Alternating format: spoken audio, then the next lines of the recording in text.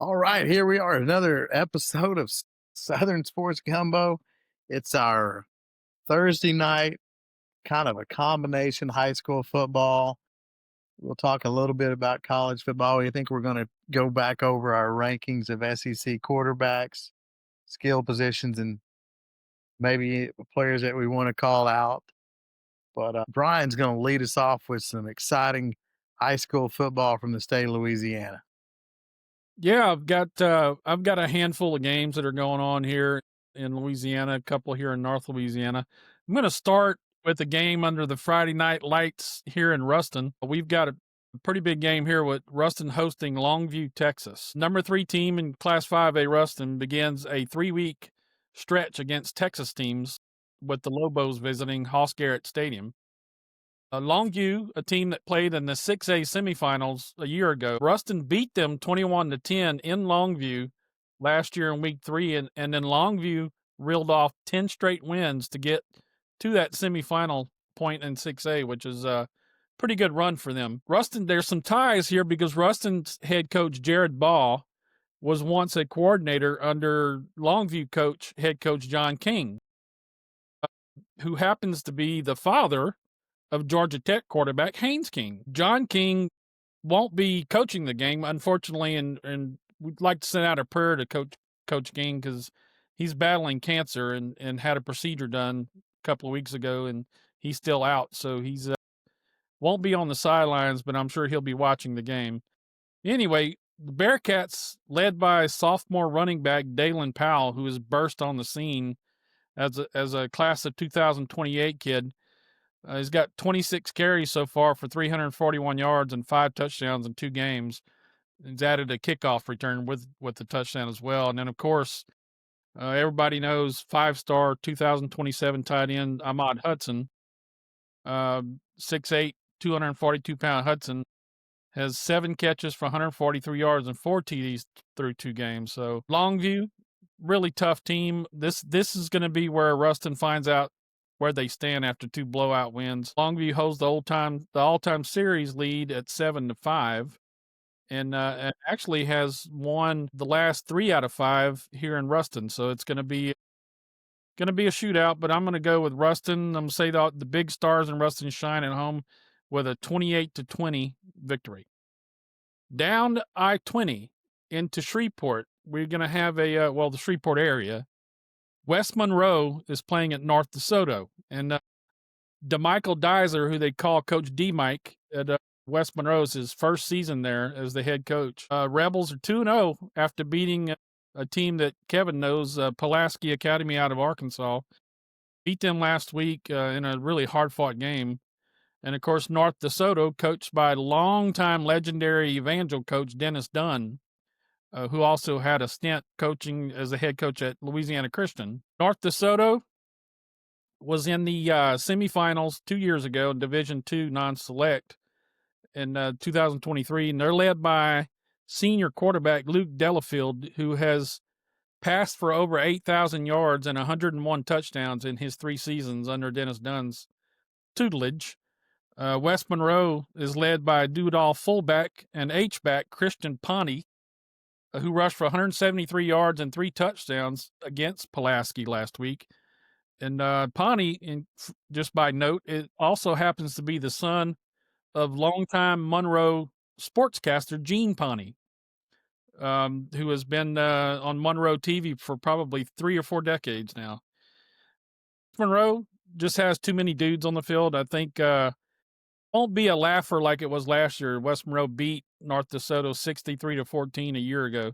It's going to be a little closer than that. I think the Griffins are going to make it close, but I look for West Monroe to pull one out 35-32 with a field goal. This is a game that's a little bit interesting because it has little star power. Franklin Parish is playing at Calvary Baptist in Shreveport. If you're not familiar with Franklin Parish, the quarterback in Franklin Parish, Dez Ellis, is an LSU commit as a defensive back. But it was this time last year in week 3 when Calvary visited Winsboro, which is where Franklin Parish High School is, when Dez Ellis totaled 300 yards and 4 touchdowns in a 30-28 win. Kind of kind of catapulted him into stardom and then became a household name in Louisiana after that game. So, number one ranked Patriots are in 4A are playing against number 6 Cavaliers in 2A.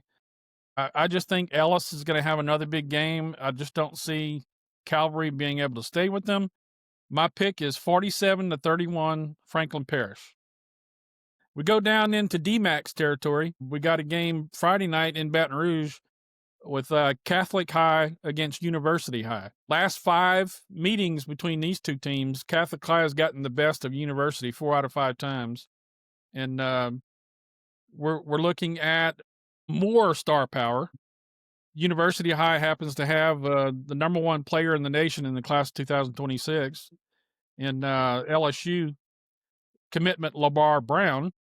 And then, of course, Catholic High has 2 big-time players in Ohio State commitment Blaine Bradford and running back Jaden Miles, who, for all that we're hearing and rumors, is that Miles is leaning a little bit to LSU, and there's a chance that they may play together further because, of course, everybody knows that Bradford's a big target for LSU to flip from Ohio State. So this will be a really good game, I think. I think eventually Miles and Bradford are going to get the best of Lamar.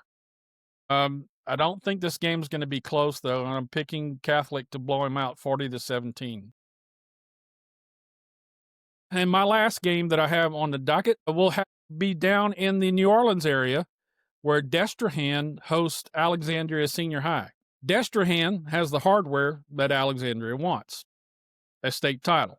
The Wildcats won it all over Ruston in 2020 and are a perennial contender in Division I non-select and in Class 5A. Ash is coming off an embarrassing defeat to Carr in the select Division I championship game a year ago in New Orleans.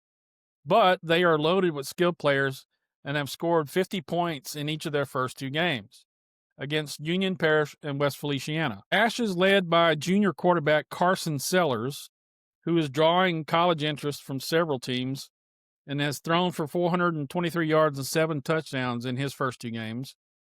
And he has a wide receiver by the name of Alex Fontenot down in Alexandria who has caught 9 passes for 257 yards and 5 touchdowns in the first 2 weeks. Now, everybody knows last year Alexandria had J.T. Lindsey as their running back and just pretty much fed him the rock. Well, JT's gone, but they've replaced him with a sophomore tandem of Kaysen Williams and Noble Williams.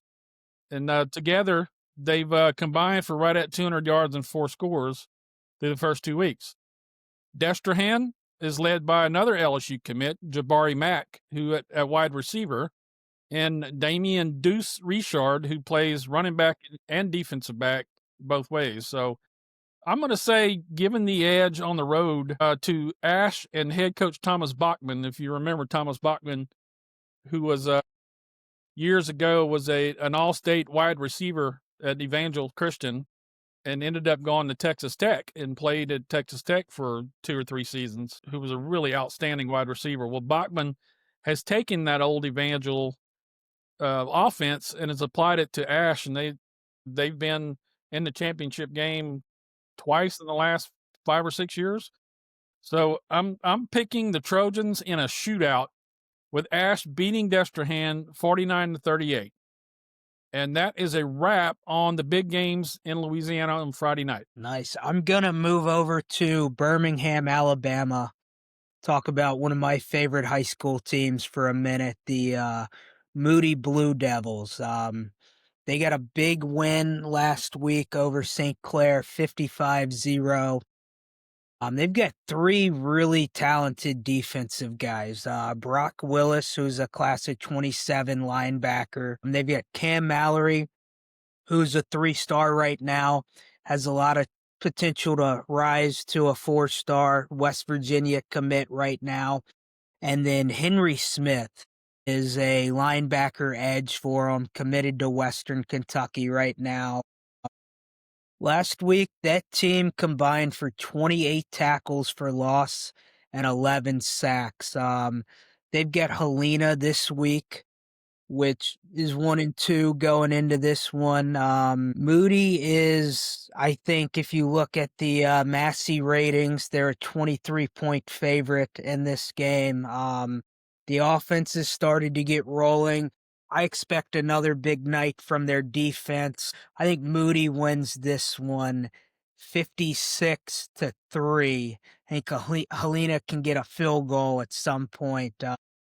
And I expect the defense to go for 25 plus tackles for loss again. Really talented team in Alabama. Their only loss is to a really good Gainesville team in Georgia. So with Gainesville on my mind, let's move over to Kevin and Sweets with some Georgia updates for us. So I got 4 games, and I'm just going to go through them real quickly here in Georgia. So first game is Carrollton against Parker. Parker's actually the 6A number 1 team in the state of Alabama. Carrollton went over there last year and won at Parker by about a touchdown, and this year they're hosting Parker. Carrollton, is coming off a game where they against Gainesville on the road, a good Gainesville team, which they ended up beating by 21. So I think coming home they'll play well and beat Parker by double digits. But it should be a good game to watch. And again, speaks to Carrollton's played Woodlawn, which is a private school, South Atlanta. Everybody knows about them. Gainesville, and with this Parker game, that's some good early competition that they've played against. And then they also played Rome and beat them on the road. So they have played good competition early so far. Second game I have is Valdosta against Camden County in a battle of the Wildcats. 2 teams in the southern part of the state that have, over the last couple of years, have developed a good rivalry. Valdosta's 5-0, Camden County's 4-0. Valdosta, I think, is a slight favorite in this game, but it wouldn't shock me if Camden County pulled off an upset. But should be a good game, and a game that's a lot of passion between those 2 teams. Next game I find a little interesting this week is Cartersville against that Woodlawn team that is from the College Park area. Again, a private school. Both these Cartersville and both those schools tend to draw talent, however you want to look at that, from the state. Cartersville's 4-0. Woodlawn's 2-1. Again, their loss is to Carrollton, though, so it's a respectable loss. They did beat Collins Hill in the second week. So good game there. Cartersville's hosting. I would have to say I would expect Cartersville to win a tough battle, but there'll be a lot of talent on that field. And then the last game I have is 2 teams, again, from a area that's not too far apart, and kind of old traditional football. North Oconee, who's 4-0, and against East Forsyth, who's 3-1. North Oconee still runs the ball a lot and does some wing T stuff. And so I think, they're an interesting team. They won the state championship last year.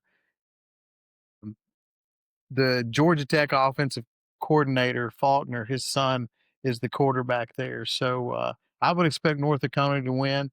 But again, that'll be a good game, a battle between 2 competitive teams that will battle each other pretty good. So that's what I've got from a Georgia standpoint. 4 pretty good games, not a week where we have 2 top 10 teams inside the state. I guess if you took Carrollton and Parker, you could call that top 10 teams, just 2 different states. So, Sweets, what you got? So my Cobb County game of the week is North Cobb at North Paulding, 2 Region 5 teams here in North Georgia. North Cobb is 3-2, 1-0 in region, opening last week's region play with a big victory. And North Paulding is 4-1, 1-0 in region play, and they beat Cherokee 59-43 last week in a high-scoring affair. North Cobb is led by senior quarterback Teddy Gerard, who is a Notre Dame commit. They also have running back Zach Bellew, who is a top 100 player. He's a sophomore out of North Cobb. Defensively for North Cobb, these guys bring it every game. Tough kids, tough program, well coached. The biggest thing I look for in this game is whose will's going to break first. I think if it's a lower scoring game, that North Cobb that favors North Cobb, and if it gets into a shootout, I think that favors North Paulding. North Paulding's quarterback is Tyler Nair, and Tyler's got a 112.8 passer rating so far this season. He's averaging 176 yards a game. 9 touchdowns, 0 interceptions, which is huge. No turnovers through 5 games is incredible for any quarterback, much less a high school one. They're also led in the backfield by Kyle Harrell and James Skelly. Share the carries for them. They've got a combined 9 rushing yards and 10 touchdowns. I look for it to be a great game. The winner of the game will have a leg up on the competition in Region 5, 6A for Georgia, and I think that North Paulding's going to pull this one out. I'm going to call it 45-41 North Paulding. What do you got coming up, DMAC? So we've got our quarterback rankings. I'll start off with my list of 16, but I want to preface this. My preseason rankings, I had Garrett Nussmeier at number 1. When I go through these rankings, you'll see that he's fallen a little bit, but I was wrong about a few guys on this list. So I'll start with number 16. I think that one stayed the same for me. I've got Zach Calzada, slash whoever else throws the football for them at 16 right now. DJ Lagway at 15 right now from Florida. Lenore Sellers at 14 for South Carolina. I've got Trinidad Chambliss at 13, only because he's got a small sample size. I've got Arch Manning at Texas coming in at number 12, and then LSU's Garrett Nussmeier just outside of the top 10 at 11. So with my top 10, I've got Blake Shapen, Mississippi State, Bo Perbula from Mizzou, Jackson Arnold from Auburn at 8, Gunnar Stockton at Georgia at 7, Ty Simpson at 6 from Alabama. My top 5, starting with 5, Diego Pavia, Vandy, Joey Aguilar from Tennessee, Marcel Reed from A&M at 3, and my top 2 quarterbacks right now, Taylon Green from Arkansas at 2, and John Mateer at number 1, who I believe I had Mateer somewhere in that 8 to 10 range to start things off. So he has really been a big presence for me in the SEC, the way he's playing right now. Sweets, who do you have? Go ahead. I'm pulling mine up. Go ahead, Kev. I apologize. No, all good. So, pretty similar to what you got, DMAC. A little bit of change. I got Mateer at the top, and probably would be my number 1 Heisman candidate in the SEC. Second, though, I've got Pavia. I think he's been outstanding, and Vanderbilt, their offense has played well. Marcel Reed, third. Joey Aguilera, fourth. Taylon Green, fifth. I also have Ty Simpson, sixth. Gunnar Stockton, seventh. I've got Nuss falling from first to eighth. Nuss has still made some really good throws. He's not had complete games, but there was a couple of throws he had against Clemson to Aaron Anderson that were great throws, and that touchdown to Brown should have counted. And then this past weekend, so be interesting to see as he gets going the next couple weekends if we see what we expected at the first of the year. Jackson Arnold, I got him at ninth. I want to see how he plays this weekend against Oklahoma. Bo Perbula 10th. He's been much better than expected, but he's also played 2 teams without a defense. So I want to see, again, how he plays. Blake Shapen, Lenore Sellers 12th. Arch Manning 3rd. I've got the Ole Miss combination 14th, whether that's Chambliss or Simmons. And then DJ Lagway in that 15th spot. Zach Calzada or any Kentucky combination 16th. So that's kind of the way it's been. It's been a little bit of a shock. We've got some guys that we predicted, when you look at Nuss, Sellers, and Manning, we thought they would be in the top 5, and they've all been a big disappointment. Weeds, Brian, either one of you, who do you guys got in that top quarterback slot? My Well, top quarterback. you're going to be a little surprised who I got. Go ahead, Sweets. Hey, Take it Gumbo, away. you're good. All right, man. I got number 1. I've got Taylon Green just by sheer numbers.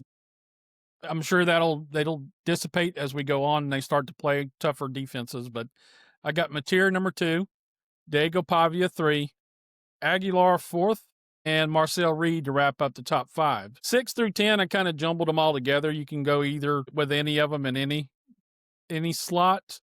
But I'll go 6, Ty Simpson, 7, Gunnar Stockton. 8, I'll go with Prbula. I dropped Nussmeier down from 1 to 9th simply because he's just not, I don't, whether it's the injury or what, he's just not playing like he did last season. I got Shapen, number 10, Jackson Arnold, 11. And by production only, Lenora Sellers dropped him down to number 12. I've got, as similar to DMAC, I've got Trinidad Chambliss at number 13 until we see more from him and what he can do. I got Manning dropped down to 4. I got Bolizada, the Kentucky quarterbacks, number 15. And anybody who throws 5 interceptions in one game deserves to be last. So I've got DJ Lagway at number 16. Boy, At that tough, point, you just tough. throw it to somebody besides the other team, right? Exactly. Tough. Well, my top 10 quarterback list is as follows. At 10, I've got Lenore Sellers. He was supposed to be the babe, the boy. A lot of people had him as the top rated SEC quarterback to begin the year. He just hasn't lived up to the hype. He got injured the other night, which is unfortunate. South Carolina was probably going to lose the game anyway, but once he got knocked out, that ended all hope. Hopefully, he'll be able to play this week and comes back and shows out for him. At 9 right now, I've got Ty Simpson of Alabama. Nothing special. Hasn't been great. Hasn't been awful.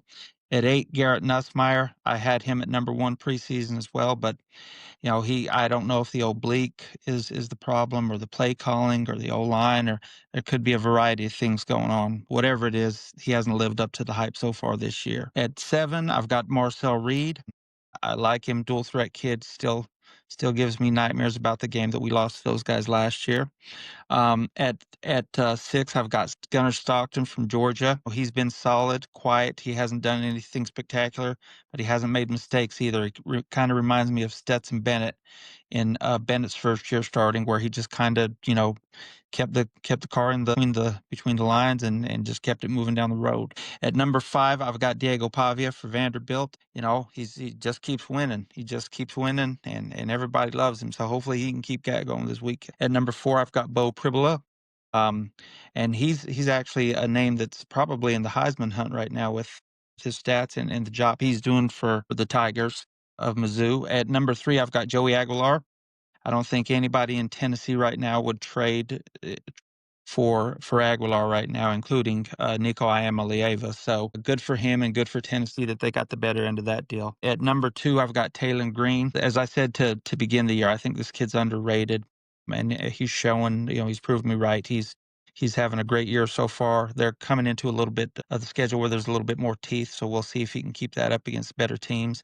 And at number 1 is John Mateer. He's played well. Oklahoma's winning games, and it's been a great combination so far. So we'll see if they're able to keep that going. And this is fluid. I mean, next week it's going to be all jumbled. But at the end of the day, these are the guys who are doing it the best. Yeah, so we all had, I believe, preseason. I know we all had Lenore Sellers and Garrett Nussmeier in our top 5. I know I had Arch Manning and DJ Lagway in my top 5. So it'll be interesting to see next week. Do we put a curse on quarterbacks that we have in our top 5? Is John Mateer, Taylor Green, Joey Aguilar, Diego Pavia, Marcel Reed, are they going to have good showings this week or not? We'll start to do these quarterback rankings every Thursday leading into the weekend games. So if you're following along with us, you'll get to see the biggest movers up the board. And I have to say, this week I think Arch Manning and Garrett Nussmeier get the biggest moves down the board for us. Actively, you can throw in more Sellers in there too. So, going to be really fun to watch the rest of the season, especially this week. A couple good matchups for these quarterbacks near the top of the list as well. Anything to add, guys? So I No, got two things I would add. So one, just a little bit of skill positions that I would talk about, and that is the teams that So I think Auburn, Alabama, Georgia, Tennessee, their skill positions have played well like we thought they would. Missouri, I think a couple teams at their skill positions has been better than we thought they would coming into the season. It's Texas A&M, Arkansas, and probably Oklahoma if you add that tight end in there. And then one skill position group that we want to see step up again would be that LSU one with the offense. The potential's there, but it's time for them to show it. Just again, just kind of talking about what we would like to see this weekend and some interesting things that, from a football standpoint, this weekend would be those skill position groups for those teams.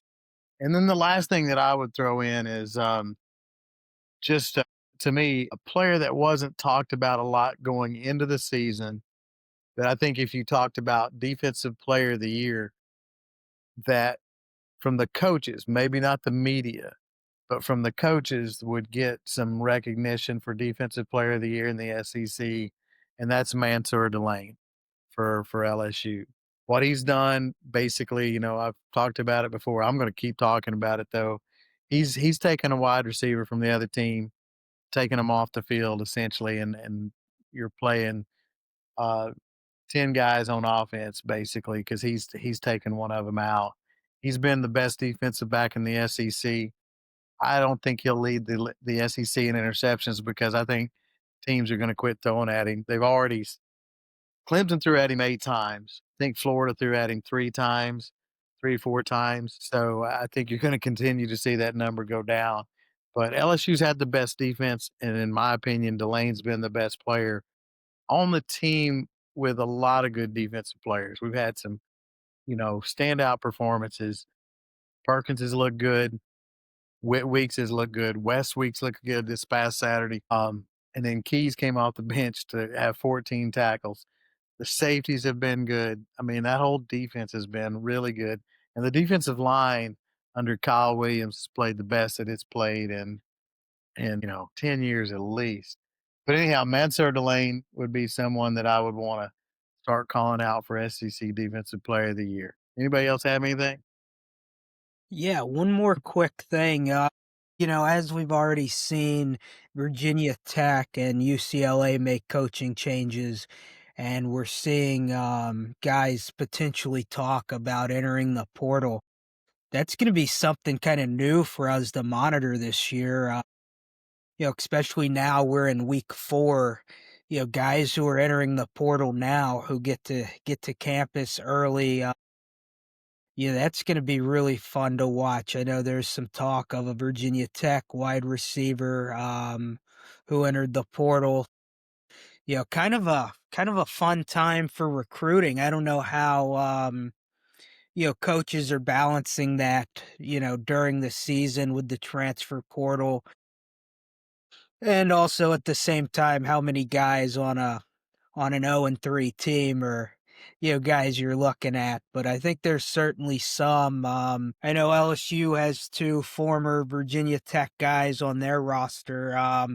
So I kind of wonder, as a coaching staff, are you leaning on the guys who played with this guy last year? Hey, is he going to fit our culture if we, take a risk on him?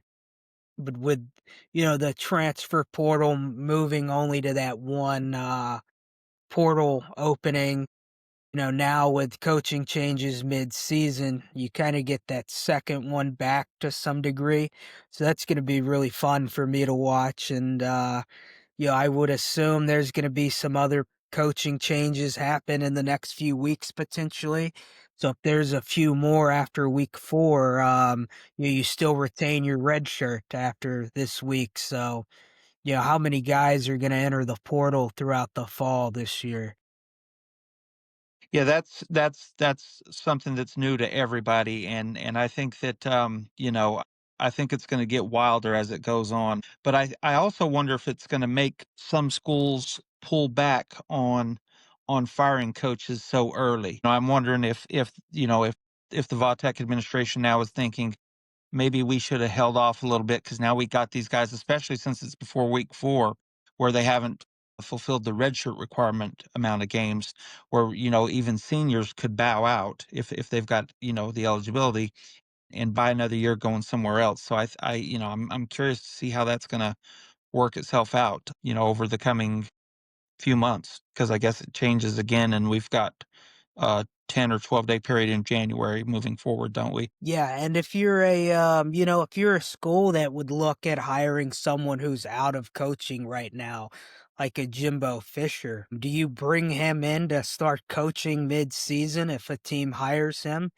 to start trying to retain some of those guys who didn't hit the portal now, but are likely with some uncertainty going to test the water after the season? Yeah, I think if you're going that route where you're going to hire a guy who's out of coaching at the moment, why not bring him in immediately to start working around the program and start making his big board working on recruiting? That would be my move if I was to hire a coach who's out of coaching. Why wait till December to bring him in when, hey, he's not coaching right now? Let's get him in our town around our guys now and start building that culture immediately. That way there's an easier transition in the off season. Agree with That's a good that. point. Build a staff, start recruiting, establish who's going to stay and not. Absolutely. Before we send off, I just have one thing I want to end on. I want to name 3 guys in the SEC who weren't household names coming into the season, but after just a couple of weeks, have really made a name for themselves and starting to separate themselves as some of the top players. And Missouri's Ahmad Hardy, who played at UL Monroe last year as a freshman, Mario Craver, the wide receiver, and also Chris Brazel, the wide receiver at Tennessee. Just give kudos to those 3 guys who have really gotten off to quick starts of the season and made a name for themselves in the SEC. That's 3 good ones. Brazel had a great game against Georgia, and Craver was outstanding against Notre Dame. Well, Well, anything anybody else got anything to add, or is that going to be it for this quick Thursday night? Yeah, I think we can wrap it up. Guys, remember to follow, like, subscribe, send our videos out to 10 people, tell them to all send it out to 10 people. And, we get 100 people to do that. That's 10,000 views. Hey, I told my mom to send it all out to everybody at the bingo at the Council on Aging where she's at.